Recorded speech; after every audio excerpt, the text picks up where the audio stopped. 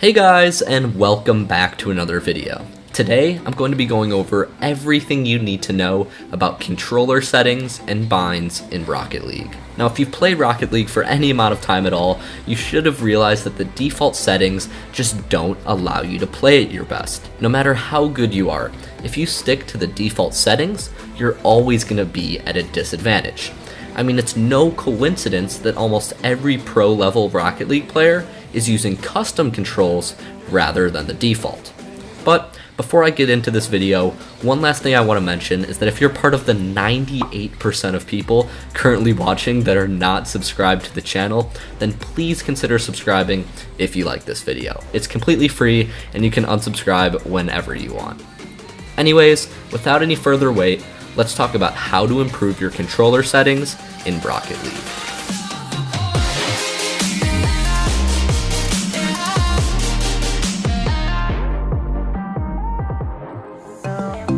Alright, first things first guys, before we even get into your keybinds, I want to quickly go through what are, in my opinion, the most underrated and overlooked settings in all of Rocket League. In fact, I didn't even think to change my steering sensitivity or aerial sensitivity off the default for the first 1,000 hours I played Rocket League. But immediately after I changed these settings, I noticed an instant improvement in my car control and speed in game. Okay, so starting from the top, the first setting I want to talk about is steering sensitivity. This setting controls how sensitive your joystick is when steering your car. So a higher sensitivity means your steering will be faster and more sensitive to your joystick movement, whereas a low sensitivity means your car will turn slower and more controlled. Now with this setting, I highly recommend you increase it above the default 1.0 because a higher sensitivity is going to allow you to make quicker adjustments with your car. Now that being said, you don't want to increase the setting so high that you completely lose control. So in my opinion, the sweet spot for this setting that most pros use is anywhere from 1.3 to 2.0. Like I said before, if you can go higher with this setting, do it. But at the end of the day, stick to what feels most comfortable. The next setting I want to talk about is aerial sensitivity. What this setting does is just like steering sensitivity, except it works while in the air. Wow. For the sake of consistency, I recommend using the same aerial sensitivity as you did steering sensitivity, just so your car control is the same whether you're grounded or in the air. The last two settings I want to briefly mention are your controller dead zone settings. Since a lot of people are confused about what these settings actually do, I'm going to try to explain them as simply as I can. What the first controller dead zone setting does is it controls how far you need to move your joystick for the game to register a movement. For example, if you set this setting at 1.0, you'd need to be holding your joystick as far as it could go for the game to register any movement. Whereas if you set it at 0, the slightest movement in your joystick will be picked up by the game. So with this setting, most pros agree that you want to be somewhere between 0.05 and 0.10. The reason you want to have the setting low is because you want your joystick to be as responsive and as quick with your movements as possible. But at the same time, you don't want to be accidentally steering your car. So it's nice to go as close as you can to 0, but not all the way there. On to the final setting, and that is Dodge Dead Zone. Now, even though Dodge Dead Zone works just like Controller Dead Zone, I recommend using a setting much higher, somewhere between 0.60 and 0.80. The reason most pros use a higher Dodge Dead Zone is because being able to double jump and tilt your car back quickly while flying in the air is super important at the high levels. So when you're doing these quick aerials, you don't want to be accidentally flipping one way or another, and a high Dodge Dead Zone protects you from those accidental flips. Okay, now that we're done with settings, let's talk about controller binds.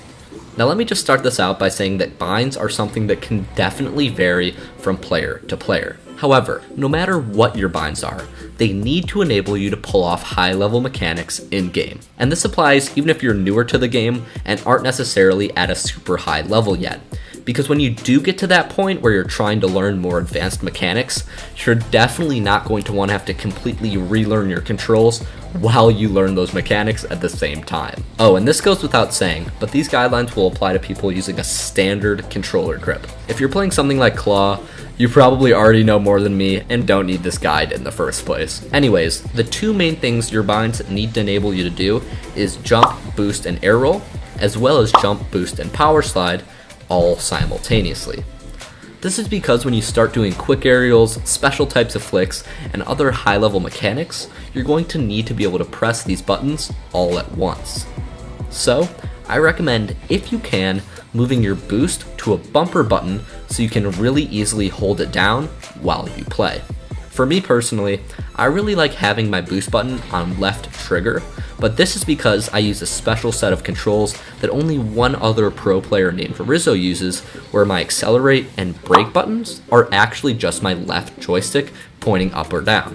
Now if you can do this, I highly recommend it, especially if you're a new player, because doing this frees up so many buttons now that you don't have to bind accelerate or brake. Either way though, definitely try putting boost on the back of your controller if you already have jump on the front. Another bind players often don't think about enough is power slide. You might think when you start that power slide doesn't matter much, but as you get better and better at the game, you'll realize how often you actually need to use it. So just like with boost, I recommend putting this button on the back of your controller just so you can easily press it alongside the rest of your buttons. The last bind I want to mention is your air roll button. I currently have my air roll bound to the front of my controller, but it sits right next to my jump button, which means I can hit both at the same time with my thumb. Whatever you decide on, just make sure you follow those initial guidelines so that you can jump, boost, air roll, or jump, boost, power slide all at the same time. An extra tip I'll add is that if you're having trouble finding a button you like on your controller for power slide, you can actually free up space by binding power slide to the same button you did air roll, because you can only power slide on the ground and air roll in the air. Like I said though guys, there's no problem if your controls don't look exactly like mine or exactly like the pros. What matters most is that they fit these general guidelines and then you can customize them however you want from there.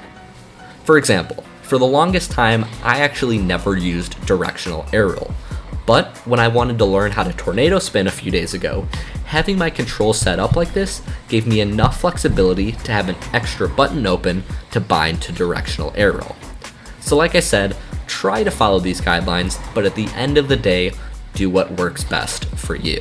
One last thing I want to stress guys is the importance of consistency.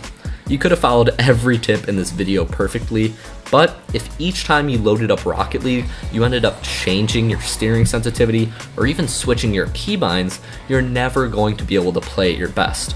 So do your best to pick a set of controls and stick to them, even if it's tough at first. I promise, even if it's hard right now, you'll be better in the long run.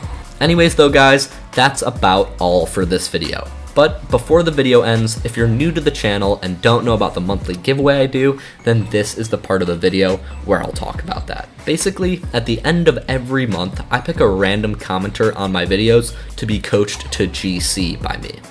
What this means is that if your comment gets picked, I'll coach you until you hit Grand Champion rank in Rocket League.